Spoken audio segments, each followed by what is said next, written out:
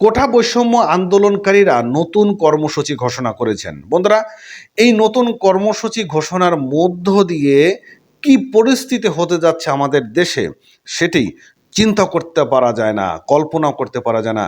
খুবই ভয়ানক একটি সংবাদ। যদি এটি সত্যি হয়ে থাকে তাহলে আগামী দিনের বাংলা হবে খুবই ভয়ানক একটি পরিস্থিতি। কোটা বিরোধী আন্দোলনকারীরা মোটামুটি যে কর্মসূচিটা দিচ্ছেন সেই কর্মসূচির মধ্যে কয়েকটা ধাপ রয়েছে। কোটা বিরোধী আন্দোলনকারীরা বলছেন এই কোটা সংস্করণের মধ্য দিয়ে নয়, আরও কিছু দাবি রয়েছে। এই দাবিগুলো যদি তারা পূরণ না করে তাহলে যেটা হবে, তারা আবারও মাঠে নামবে, এরকম হুঁশিয়ারি দিয়েছেন কোটা বৈষম্য আন্দোলনকারীর পক্ষ থেকে। এবং তারা বলেছেন যে কোটা বৈষম্য আন্দোলনকারীরা যেটি বলেছেন যে এই যে আন্দোলন হয়েছে, আন্দোলনের মধ্যে যে সকল শিক্ষার্থী সহ সাধারণ পাবলিক মারা গিয়েছেন এদেরকে অবশ্যই ক্ষতিপূরণ দিতে হবে এবং যারা এই হত্যার সঙ্গে জড়িত রয়েছেন, পুলিশ কনস্টেবল থেকে শুরু করে মন্ত্রী পর্যন্ত, প্রত্যেকেরই বিচারের আওতায় আনতে হবে। আর যদি এই সকল দাবিগুলো না মানা হয় তাহলে সামনের দিনেও এই কোটা বৈষম্য বিরোধী আন্দোলন নয়, তখন দেশ রক্ষায় আন্দোলনে তারা মাঠে কাজ করবে। তো কালবেলা পত্রিকা এরকম একটি নিউজ প্রকাশ করেছেন। আমরা নিউজের কিছু অংশ চলুন দেখে আসি, আর সঙ্গে থাকবেন, চ্যানেলটি সাবস্ক্রাইব করবেন। কোটা সংস্কার আন্দোলনকারীদের প্ল্যাটফর্ম বৈষম্য বিরোধী ছাত্র আন্দোলন নতুন কর্মসূচি দিয়েছেন। রোববার অর্থাৎ 28শে জুলাই স্কুল, কলেজে ও স্থানীয় ইউনিটগুলোতে হেলথ ফোর্স গঠন করে আহত ও নিহত শিক্ষার্থীদের তালিকা তৈরি ও তাদের পরিবারকে সহায়তা দান ও সারা দেশের দেওয়ালগুলোতে গ্রাফিতি ও দেওয়াল লিখনের কর্মসূচি পালন করতে হবে।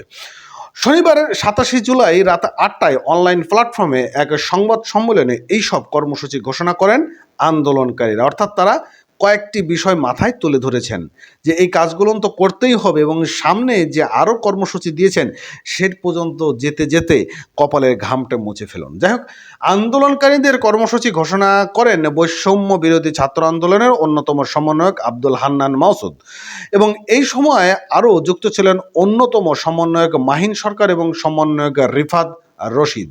এবং সংবাদ সম্মেলনে মাসুদ বলেন যে আমরা 3টি বিষয় স্পষ্ট করেছি।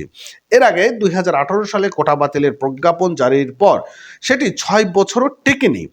এর পরিপত্র খেলা বন্ধ করে স্টক হোল্ডারদের, বিশেষ করে শিক্ষার্থীদের সঙ্গে আলোচনা করে একটি স্বাধীন স্থায়ী কমিশন গঠন এবং কমিশনের সুপারিশ অনুযায়ী আইন পাশ করতে হবে এবং এই কাজগুলো অবশ্যই করতে হবে। এবং পুলিশ কনস্টেবল থেকে এবং মন্ত্রী যত শিক্ষার্থীদের হত্যার সঙ্গে জড়িত রয়েছেন এদের প্রত্যেকেরই অব্যাহতি দিয়ে আইনের আওতায় নিয়ে আসতে হবে এবং যতজন শিক্ষার্থীর বিরুদ্ধে মিথ্যা মামলা দেওয়া রয়েছে তাদের মামলাগুলো প্রত্যাহার করে গুম এবং আটককৃত শিক্ষার্থীদের 24 ঘন্টার মধ্যে মুক্তি দিতে হবে এবং 24 ঘন্টার মধ্যে যদি দাবি মেনে নেওয়া হয় তাহলে আমরা আরও কঠোর কর্মসূচিতে যাব, প্রয়োজনে আবারও মাঠে নামবো। আলটিমেটাম নির্দিষ্ট সময়সীমার মধ্যে সরকার দাবি না মেনে নিলে রোববার অর্থাৎ 28শে জুলাই সন্ধ্যায় আমরা নতুন কর্মসূচি ঘোষণা করব বলে তিনি জানিয়েছেন। বন্ধুরা, পরিস্থিতি কিন্তু সামনের দিকে খুবই খারাপ অবস্থার দিকে যাচ্ছে, সেটাই আমাদের জন্য খুবই সুখকর নয়। ভালো থাকবেন। পরবর্তী আপডেট পেতে চ্যানেলটি সাবস্ক্রাইব করবেন। ধন্যবাদ।